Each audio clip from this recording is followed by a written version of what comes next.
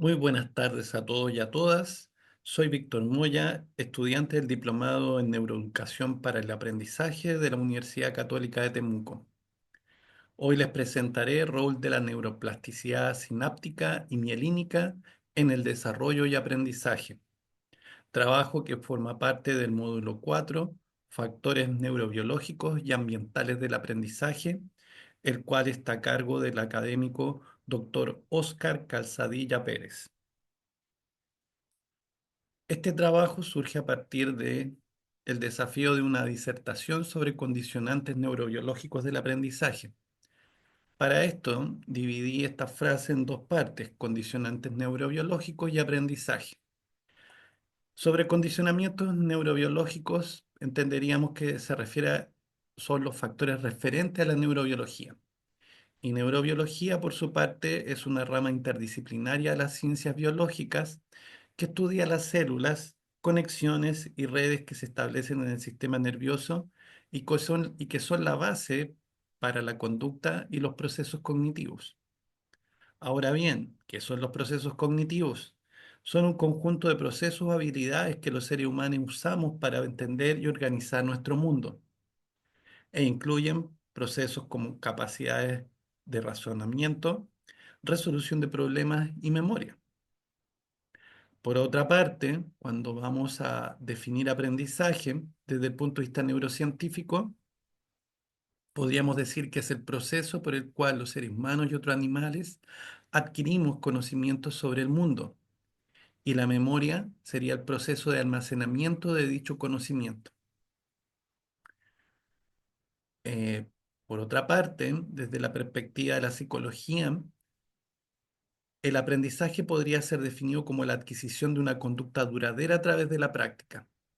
De este modo, si unimos ambas definiciones, nos vamos a dar cuenta que aprendizaje y memoria son procesos que están relacionados de manera intrínseca.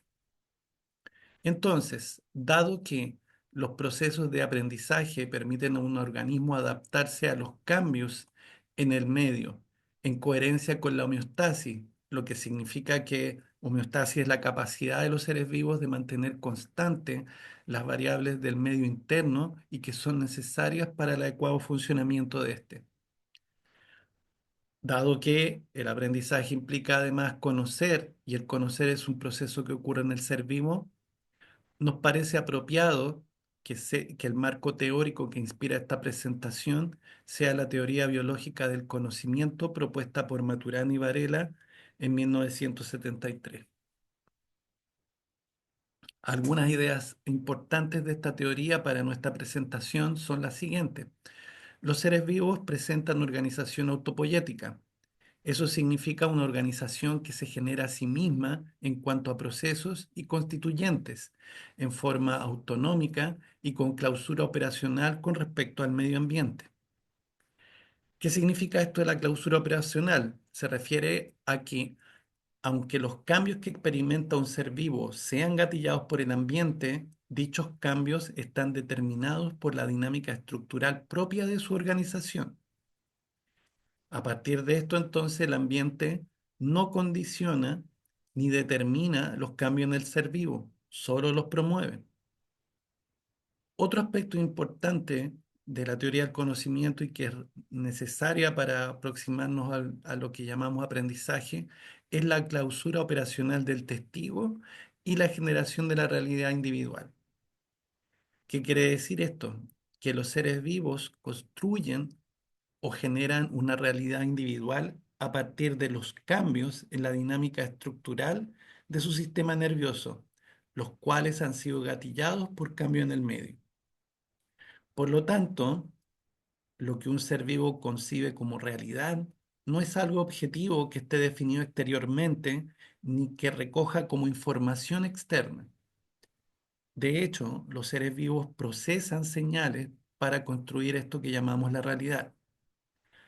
A partir de lo anterior, entonces, procederemos a analizar algunos de estos cambios en la dinámica del sistema nervioso en el ámbito o dominio de lo que algunos autores consideran como condicionantes internos de los factores neurobiológicos del aprendizaje.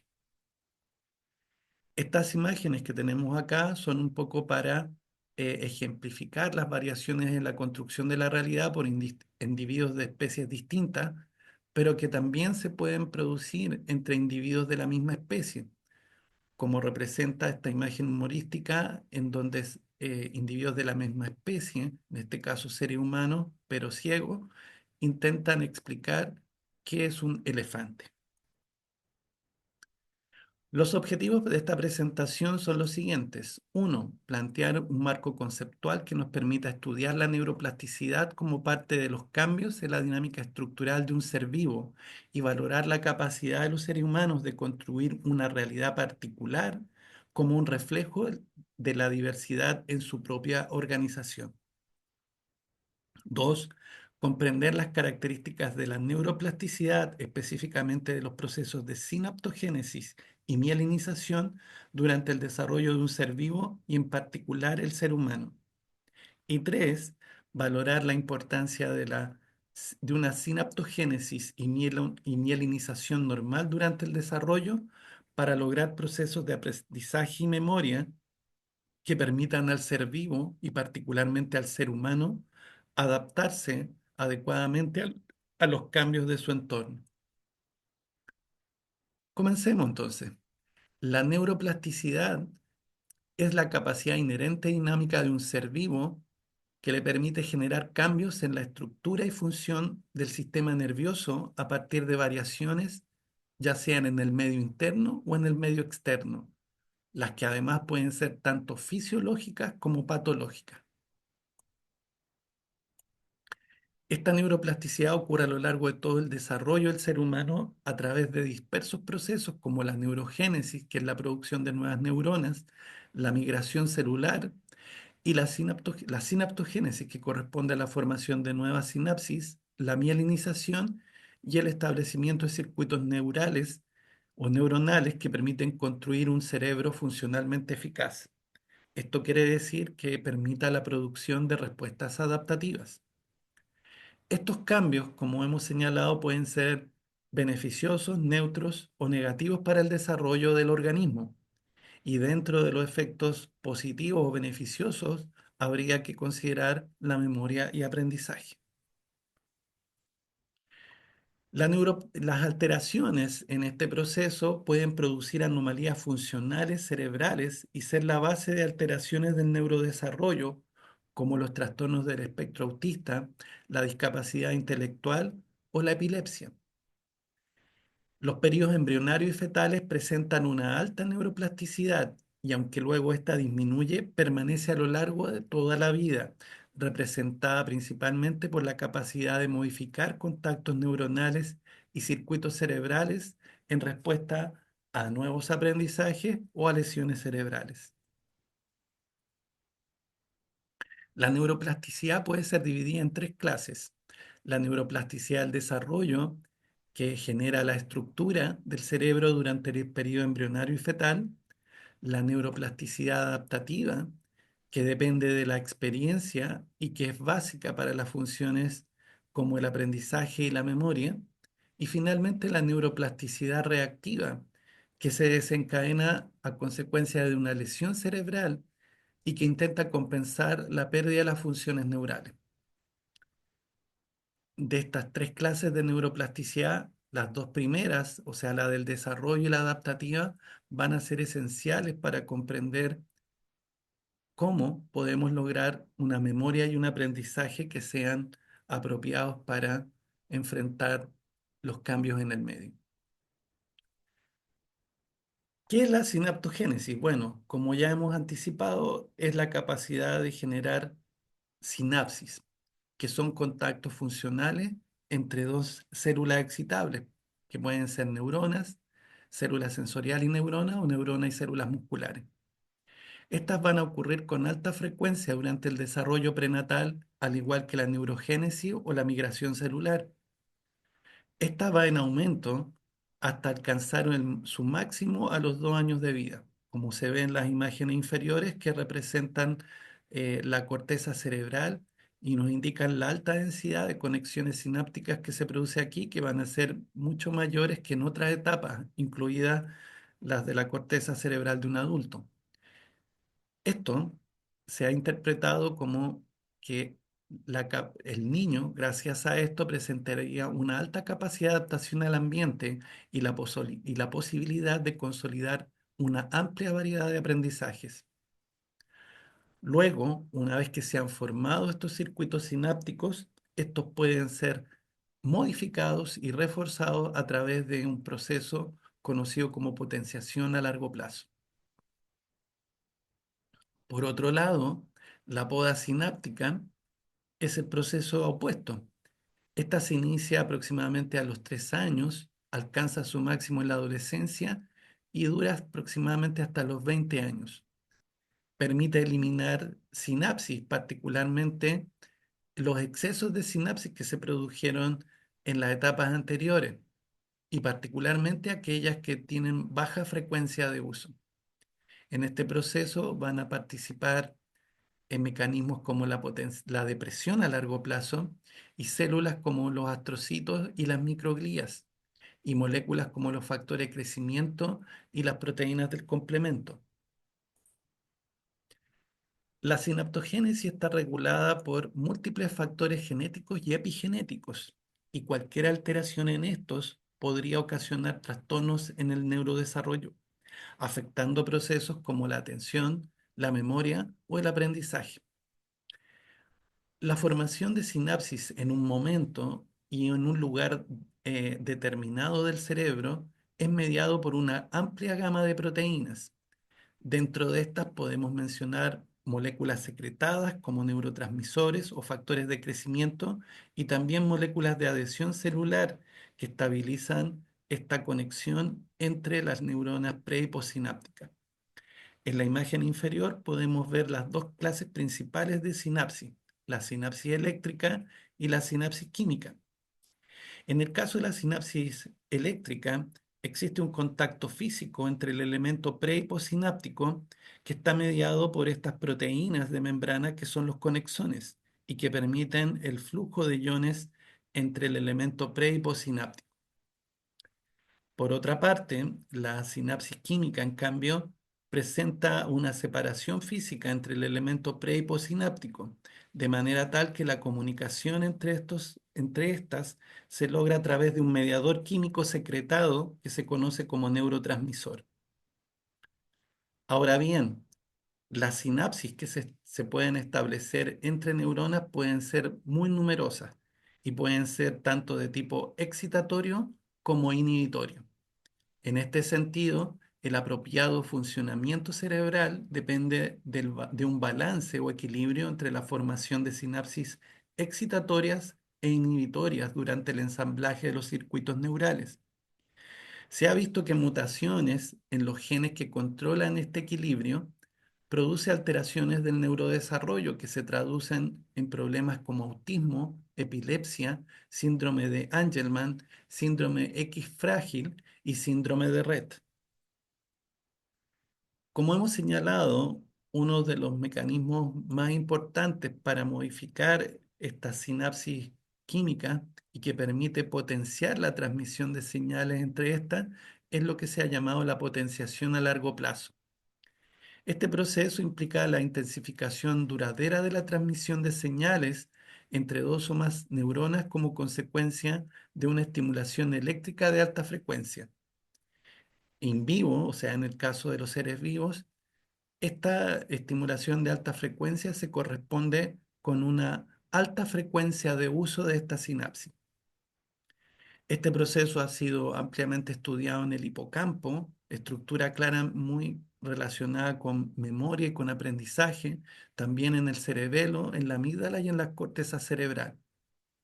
Este proceso eh, implica una serie de cambios estructurales y funcionales que se podrían resumir del siguiente modo. Aumento de la liberación de neurotransmisores tanto en el elemento pre como postsináptico.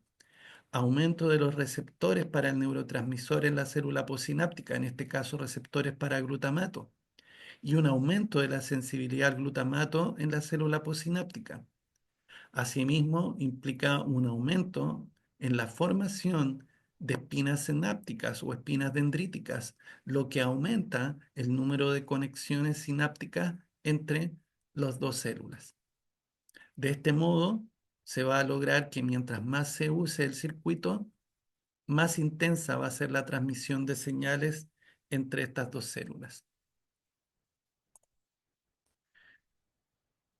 Bueno, las interacciones entre el organismo y el ambiente determinan un mayor o menor uso de los circuitos sinápticos, y la poda sináptica va a eliminar aquellos circuitos sinápticos en desuso, lo que a su vez va a favorecer el uso y el refuerzo de los circuitos que son frecuentemente activados.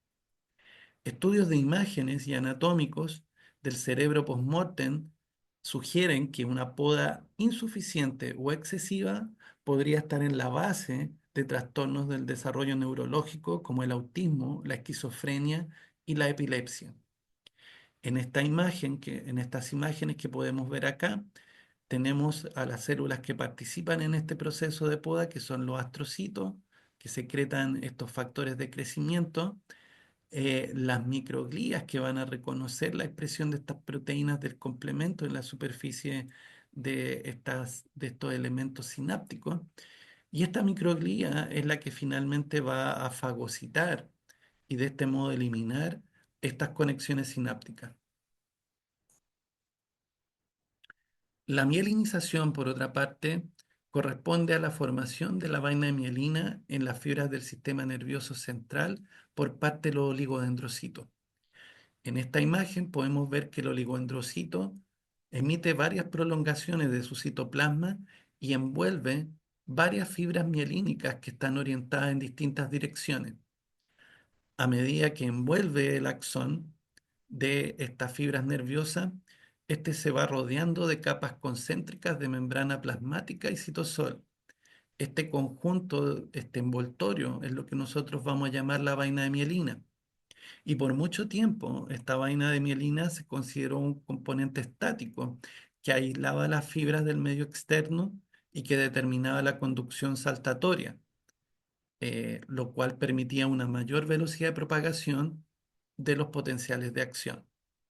En la imagen inferior, justamente lo que vemos es una fibra mielínica en la cual se pueden apreciar los nodos de Ranvier, que son regiones desprovistas de vaina de mielina, y es en estas regiones en donde se van a generar los potenciales de acción propagándose de nodo en nodo de manera consecutiva. Y de ahí el nombre de teoría de conducción saltatoria. La plasticidad mielínica, em, como fenómeno activo y dinámico modulado por la experiencia, es un proceso en el que participan oligodendrocitos y sus células precursoras, que vamos a abreviar como OPC, lo que significa células precursoras de oligodendrocitos. La mielinización se va a iniciar al final de la gestación y se va a extender a lo largo de toda la vida, al igual que la sinaptogénesis. En la actualidad se considera que además de la plasticidad sináptica, la plasticidad mielínica estaría jugando un rol importante en la comprensión de distintos tipos de memoria, los que a su vez se relacionan con el proceso de aprendizaje y favorecen la adaptación al entorno. Y en el caso de los humanos, se asocia además a la creación de la propia identidad. En la imagen inferior podemos ver los cambios que se producen en el cerebro de un ser humano a lo largo del desarrollo. Y la coloración azul nos habla del proceso de mielinización.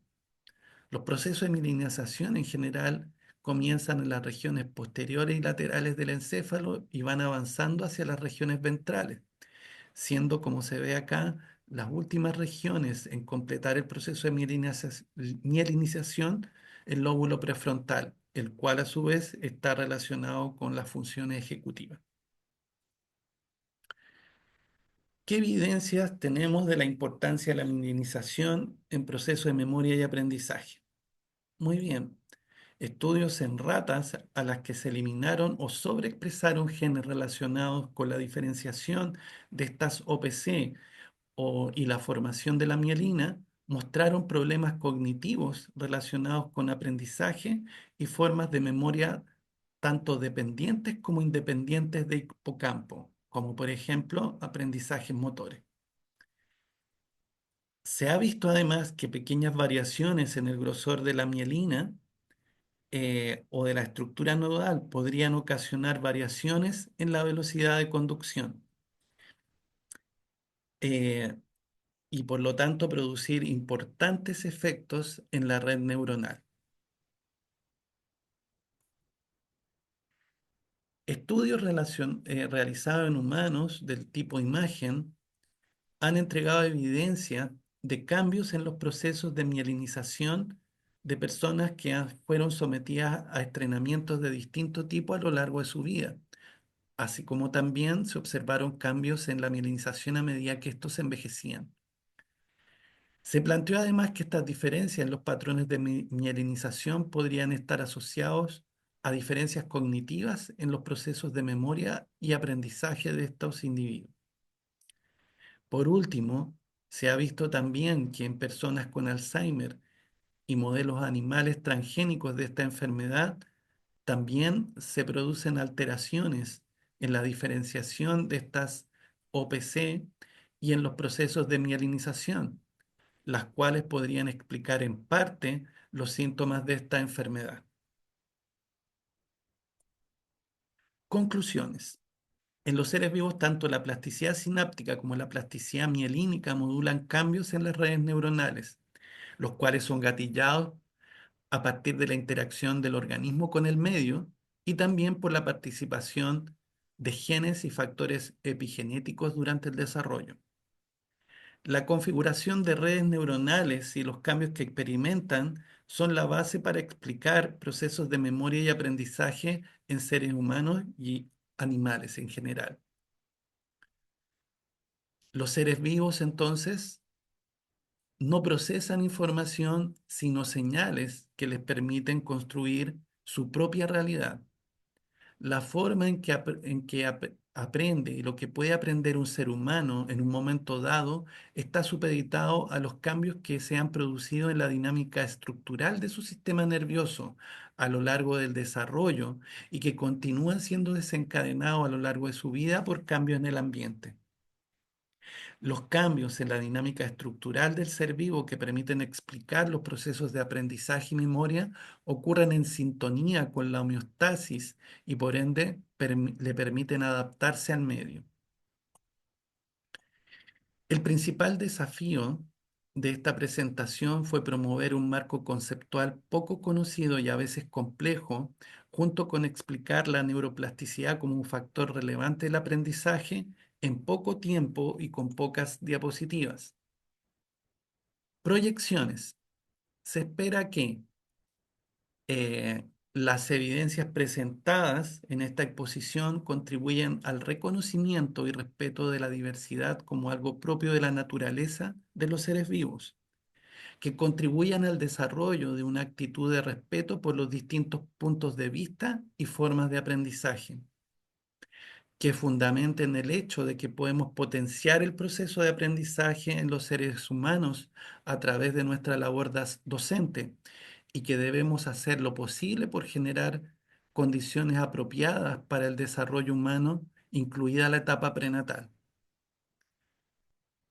Además, estas evidencias se espera que nos recuerden que las potencialidades de aprendizaje de todo ser vivo y por ende de un ser humano en particular presentan ciertos límites que están dados por su particular organización y dinámica estructural en una etapa específica de su ciclo de vida. Eso es todo. Muchas gracias por su atención. A continuación, mostraré la bibliografía o las referencias bibliográficas empleadas para esta presentación, las cuales serán acompañadas en un documento en PDF.